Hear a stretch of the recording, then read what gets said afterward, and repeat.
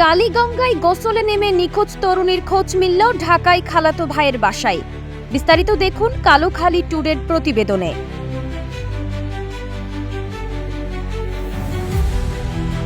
নিখোঁজের 10 দিন পর কালীগঙ্গা নদীতে গোসল করতে গিয়ে নিখোঁজ সোহানার খোঁজ মিলেছে তার সাবেক স্বামী ও তার আপন খালাতো ভাই কুতুবউদ্দিনের বাসায়।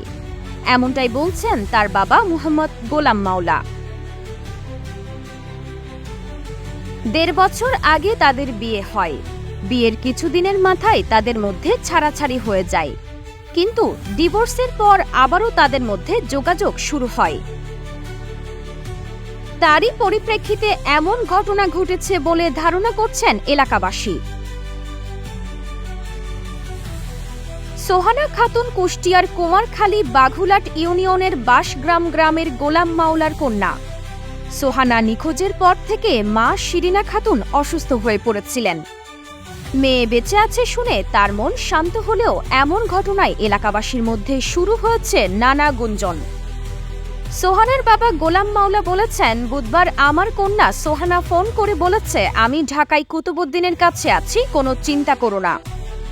উল্লেখ্য, গত 20 জুলাই বাড়ির পাশের কালী নদীতে এক গামলা কাপড় চোপড় কাচতে এবং গোসল করতে গিয়েছিল সোহানা খাতুন। পরে বাড়িতে ফিরতে দেরি হওয়ায় মা শিরিনা তাকে নদীতে ডাকতে যায়। তিনি গিয়ে দেখে গামলা ভরা কাপড় চোপড় পড়ে আছে, তবে সোহানা নেই। এরপর স্বজন ও স্থানীয়রা নদীতে নেমে খোঁজাখুঁজি করে তাকে না পেয়ে কুমারখালী ফায়ার সার্ভিসে খবর দেয়। কুমারখালী ফায়ার সার্ভিসের ডুবুরি দল নৌকা নিয়ে দিনভর তল্লাশি চালায়, কিন্তু সোহানার কোনো সন্ধান মেলেনি। এ নিয়ে স্থানীয়দের মধ্যে নানা রকম গুঞ্জন শুরু হয়। এই ঘটনার পর থেকেই প্রশ্ন উঠেছে, কেন এই নাটক সাজালেন সোহানা?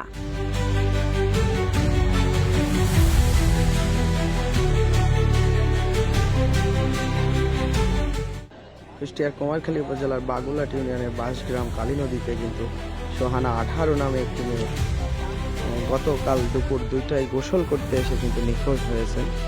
নিখোঁজের পর থেকে এখন পর্যন্ত তাকে আর খুঁজে পাওয়া যায়নি।